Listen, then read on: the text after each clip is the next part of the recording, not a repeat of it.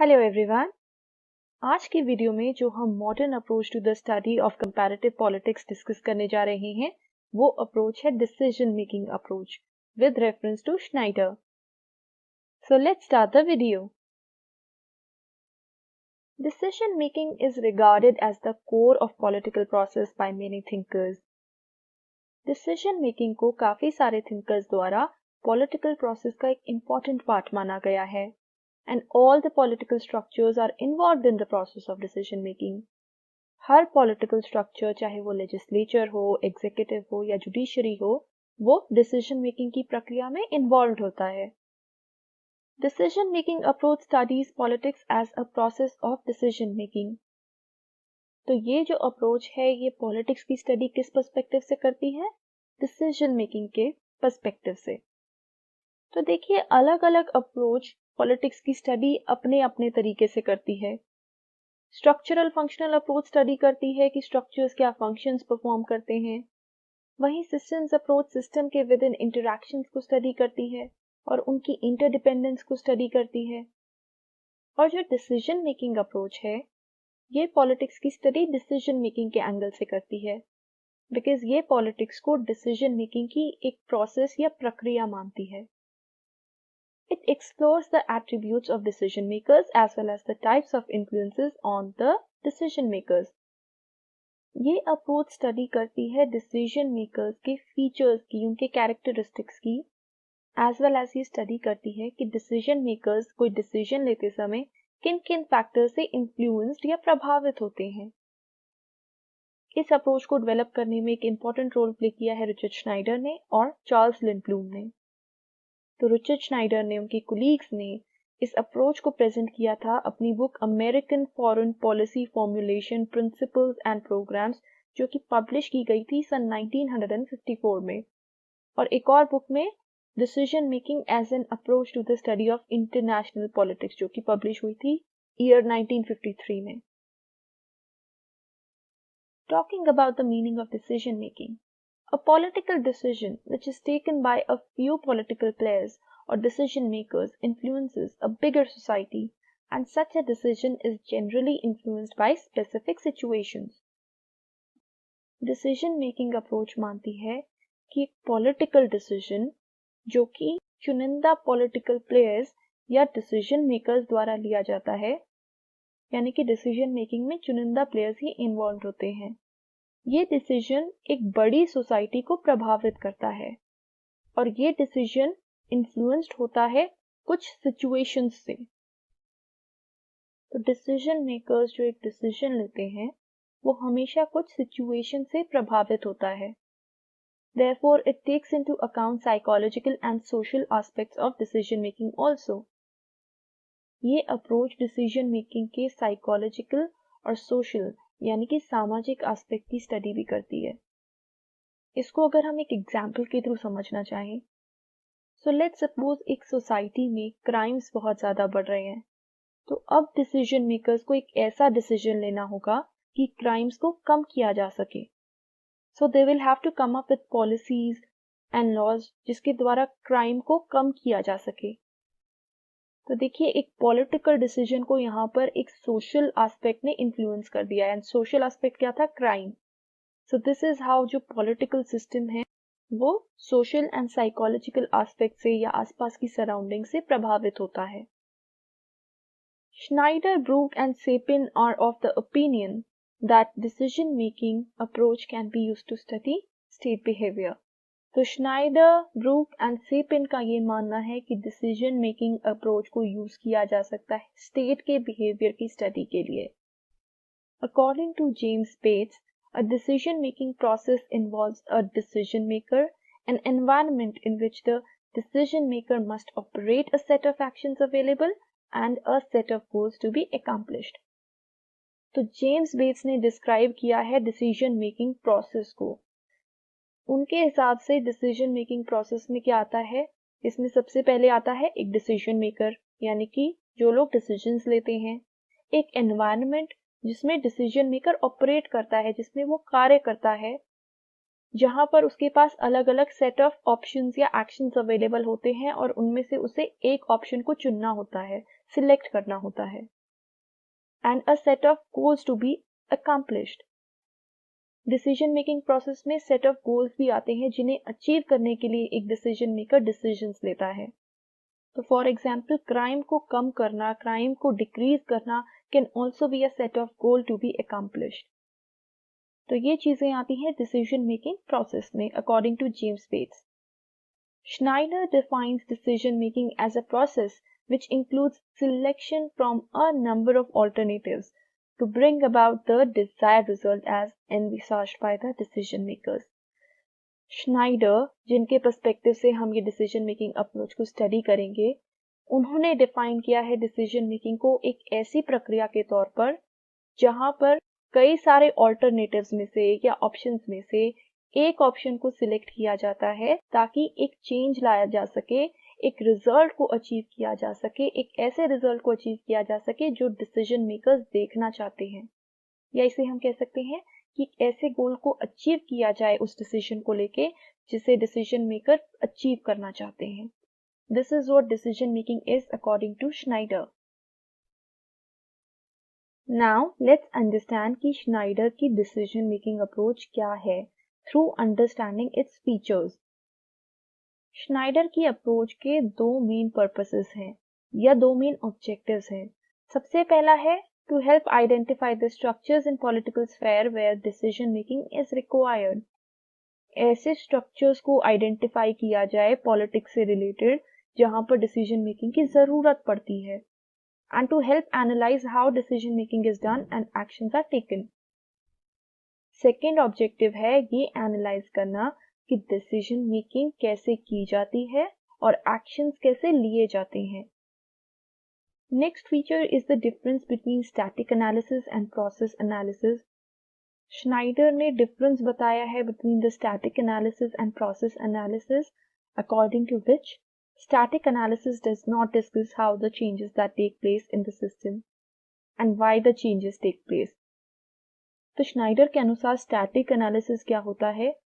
एक ऐसा एनालिसिस जो डिस्कस नहीं करता या जिसमें डिस्कस नहीं किया जाता कि एक सिस्टम में चेंज कैसे लाया जाता है, और स्टैटिक एनालिसिस ये भी डिस्कस नहीं करता कि क्यों चेंजेस होते हैं एक सिस्टम में, चेंज क्यों होता है और कैसे होता है, स्टैटिक एनालिसिस इसकी बात नहीं करता। वेराज जो प्रोसेस एनालिसिस है ये डिस्कस करता है इन चेंजेस को कि सिस्टम में चेंजेस कैसे आते हैं और क्यों आते हैं। And decision making involves process analysis. Schneider की जो डिसीजन मेकिंग है उसमें प्रोसेस एनालिसिस का यूज किया गया है। श्नाइडर की अप्रोच की कुछ assumptions हैं, और पहली assumption ये है that all political action is undertaken by concrete human beings। तो जो political action है या जो political decisions हैं वो किनके द्वारा लिए जाते हैं? human beings द्वारा।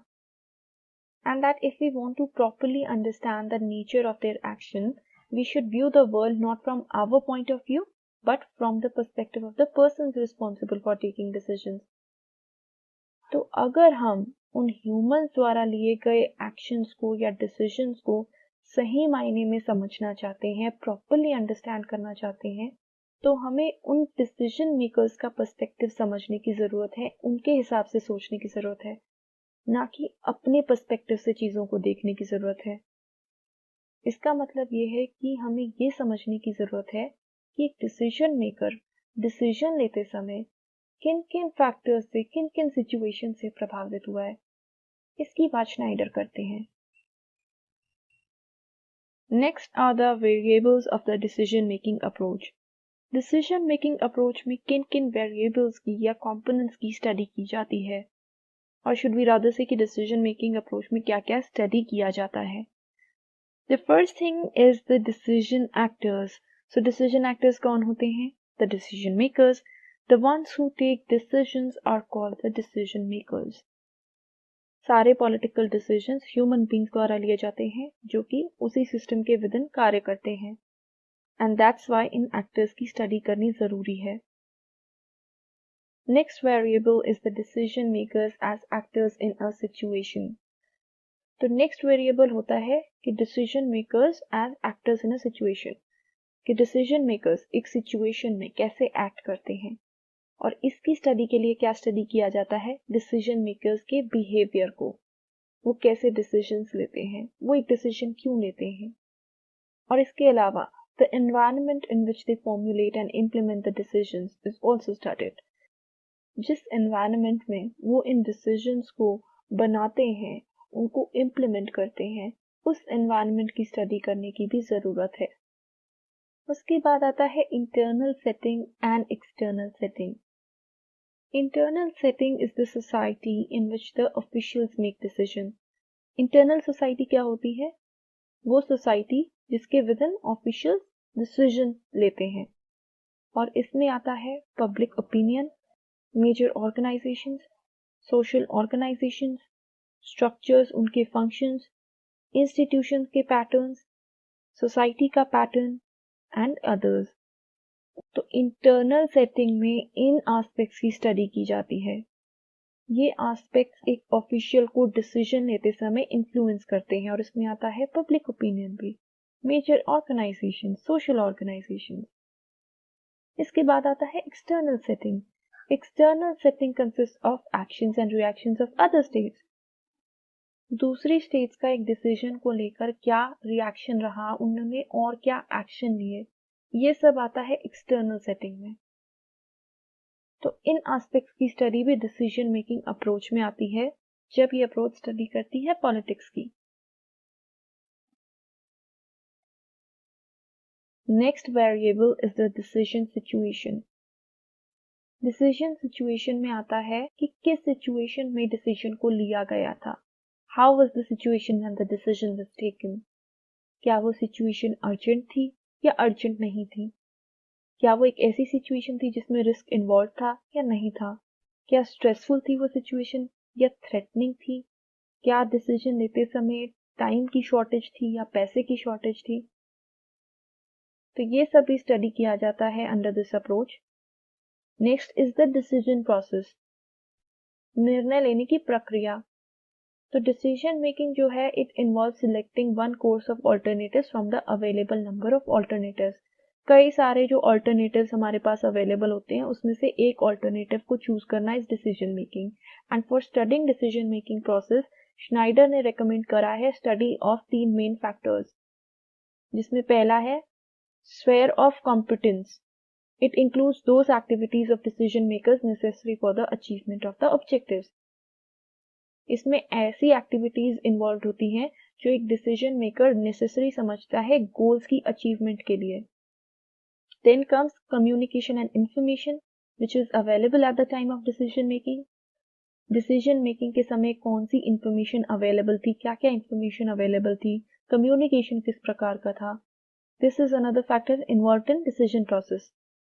फिर आता है मोटिवेशन, जिसमें आते हैं psychological factors, personality and value factors that influence the decision makers at the time of decision making. Decision making के समय डिसीजन मेकर की क्या साइकोलॉजी थी, उसका मोरल कैसा था, क्या वो साइकोलॉजिकली उस समय वीक था या वो स्ट्रॉन्ग था, उसकी पर्सनालिटी कैसी है, क्या डिसीजन मेकर की एक ऐसी पर्सनालिटी है कि वो स्ट्रॉन्ग डिसीजन ले सकता है या उसमें ऐसी कैपेबिलिटी नहीं है, क्या क्या उसके मूल्य हैं, किन वैल्यूज को वो फॉलो करता है। तो ये सारी चीजें मोटिवेशन वाले फैक्टर में स्टडी की जाती हैं, क्योंकि ये जो फैक्टर्स होते हैं ये डिसीजन मेकर को इन्फ्लुएंस करते हैं डिसीजन मेकिंग लेते समय। तो अगर एक डिसीजन मेकर की ये क्वालिटी ही नहीं है कि वो बोल्ड स्टेप्स ले सके, वो कैसे बोल्ड स्टेप लेगा। तो साइकोलॉजिकल फैक्टर्स की study is another important aspect of decision process. And study of all these factors will help in understanding of decision making. इन सब फैक्टर्स की स्टडी से हेल्प मिलेगी डिसीजन मेकिंग को समझने में। The final variable of decision making approach is the outcomes and limitations of decision making. The outcome of the decision is also studied. Decision का क्या result रहा, उस डिसीजन को लेने का क्या आउटकम रहा, क्या वो डिसीजन लेना सक्सेसफुल रहा या वो फेलियर रहा, ये भी स्टडी किया जाता है डिसीजन मेकिंग अप्रोच में। एंड ऑल्सो जो प्रॉब्लम्स फेस करी गई डिसीजन मेकर्स द्वारा इस पूरी प्रक्रिया में, इसको भी स्टडी किया जाता है। So all these aspects are studied under the decision-making approach. Decision-making is a complex process and also a very interdependent process, as it includes a set of social, political and psychological processes. तो इन सब variables को समझने के बाद, इस approach के features को समझने के बाद, हम ये कह सकते हैं कि डिसीजन मेकिंग जो एक बहुत ही कॉम्प्लेक्स प्रोसेस है और ये एक इंटरडिपेंडेंट प्रोसेस भी है। इंटरडिपेंडेंट ये कैसे है कि इसमें काफी सारे सोशल, पॉलिटिकल और साइकोलॉजिकल एस्पेक्ट्स इन्वॉल्व होते हैं जो कि इस प्रक्रिया को प्रभावित करते हैं। Schneider advocated the use of large number of concepts developed in sociology, social psychology, and psychology through which the perceptions, motives, and experiences and interactions of the decision makers could be analyzed. तो Schneider के decision making approach की खासियत ये रही कि उन्होंने दूसरे subjects के कॉन्सेप्ट्स को बोरो किया, सोशियोलॉजी से, सोशल साइकोलॉजी से, साइकोलॉजी से कॉन्सेप्ट्स को बोरो किया ताकि डिसीजन मेकर्स के परसेप्शंस को, उनके पर्सपेक्टिव्स को, उनके मोटिव्स को, उनके एक्सपीरियंस को, उनके बिहेवियर को, उनकी इंटरैक्शंस को हम स्टडी कर सकें, उसको एनालाइज कर सकें। इससे पहले हमने देखा था कि कुछ अप्रोचेस ऐसी थी जैसे कि सिस्टम्स अप्रोच या स्ट्रक्चरल फंक्शनल अप्रोच। ये अप्रोच स्ट्रक्चर्स की बातें करती थी, फंक्शंस की बातें करती थी, प्रोसेसेस की बातें करती थी, लेकिन ये ह्यूमन बींग्स की बातें नहीं करती थी। And this approach did right thing, इसने स्टडी करी ह्यूमन बिहेवियर की, ह्यूमंस को समझने की, और इसी रीजन से साइकोलॉजी के कॉन्सेप्ट्स को बोरो किया गया। So decision-making approach involves study of complex and interrelated social, political, psychological processes. Decision-making approach में क्या आता है? जो ये interrelated social, political and psychological aspects हैं जो एक decision maker को influence करते हैं decision making करते समय, उनकी study करना decision making approach में आता है। अगर इस अप्रोच को हम क्रिटिकली इवैल्यूएट करें तो इसकी कुछ एडवांटेजेस भी हैं और डिसएडवांटेजेस भी। डिसएडवांटेज ये है कि it involves too many variables, इसमें बहुत सारे वेरिएबल्स इन्वॉल्व हैं, ये अप्रोच कॉम्प्लेक्स बन जाती है। वेरिएबल्स इसमें क्या क्या इन्वॉल्व है ये हम अभी स्टडी कर चुके हैं। तो जो क्रिटिक्स हैं वो मानते हैं ये काफ़ी सारे वेरिएबल्स हैं, इसकी वजह से ये स्टडी बहुत कॉम्प्लेक्स हो जाती है, as well as time taking भी हो जाती है। Undue importance is given to understanding personality and perception of decision makers. Decision making approach को इस आधार पर भी क्रिटिसाइज किया गया है कि इसमें कुछ ज्यादा ही undue importance दी जाती है एक डिसीजन मेकर के पर्सनालिटी को और उसकी परसेप्शन को समझने में, which is not required. Another criticism is that decision making is just one process of politics. Decision making तो सिर्फ एक प्रक्रिया है पॉलिटिक्स की, ये पूरी पॉलिटिक्स तो नहीं है ना, सिर्फ एक छोटा सा एस्पेक्ट है पॉलिटिक्स का। So decision making is given undue attention. Politics में सिर्फ और सिर्फ डिसीजन मेकिंग ही नहीं आती, इसमें और भी एस्पेक्ट्स इन्वॉल्व होते हैं। तो इस बेसिस पर भी इस अप्रोच को क्रिटिसाइज किया गया है, बट इस अप्रोच की इंपॉर्टेंस भी है that it does not only talk about structures, functions, but the human beings that compose the structure. तो जैसा कि हमने डिस्कस किया था, ये सिर्फ स्ट्रक्चर्स की और फंक्शंस की बात नहीं करती, बल्कि जो ह्यूमन बींग्स उस स्ट्रक्चर को बनाते हैं, जो स्ट्रक्चर में कार्य करते हैं, उसकी स्टडी की भी बात करती है। Also it's an interdisciplinary in nature which not only focuses on political but social and psychological processes as well. ये एक इंटरडिसिप्लिनरी अप्रोच है जिसका फोकस सिर्फ पॉलिटिकल प्रोसेसेस पर नहीं होता, पॉलिटिकल प्रक्रियाओं पर नहीं होता, बल्कि आसपास हो रही सोशल और साइकोलॉजिकल प्रक्रियाओं पर भी होता है। तो इसमें पॉलिटिक्स को एक नए पर्सपेक्टिव से स्टडी किया जाता है through the study of not only political but social and psychological processes as well, जो कि एक नई चीज है। इसके बाद हम एक और इम्पोर्टेंस इसकी बता सकते हैं कि इस अप्रोच ने कंपैरेटिव पॉलिटिक्स के स्कोप को ब्रॉड करने में भी हेल्प किया है। So this was the decision making approach with reference to Schneider, जो कि पॉलिटिक्स को एक ऐसा स्फेयर मानती है, एक ऐसा एरिया मानती है जहां पर डिसीजन मेकिंग होती है, डिसीजन मेकिंग इन्वॉल्व होती है, और इसी को स्टडी करने के लिए वो स्टडी करती है डिसीजन मेकर्स की भी, कि डिसीजन मेकर्स एक डिसीजन लेते समय किन किन सिचुएशन से, किन किन चीज़ों से प्रभावित होते हैं। And to understand the decisions को अंडरस्टैंड करने के लिए ये भी हमें समझने की ज़रूरत है कि किस एनवायरनमेंट में, किस सिचुएशन में डिसीजन मेकर्स ने उन डिसीजंस को लिया था। This is what decision making approach is. Hope you all understood this approach. तो आज की वीडियो में इतना ही। अगर आपको मेरी वीडियो पसंद आई हो तो प्लीज़ इसे लाइक कीजिएगा, शेयर कीजिएगा और मेरे चैनल को सब्सक्राइब कीजिएगा। Thank you so much. आपका दिन शुभ हो।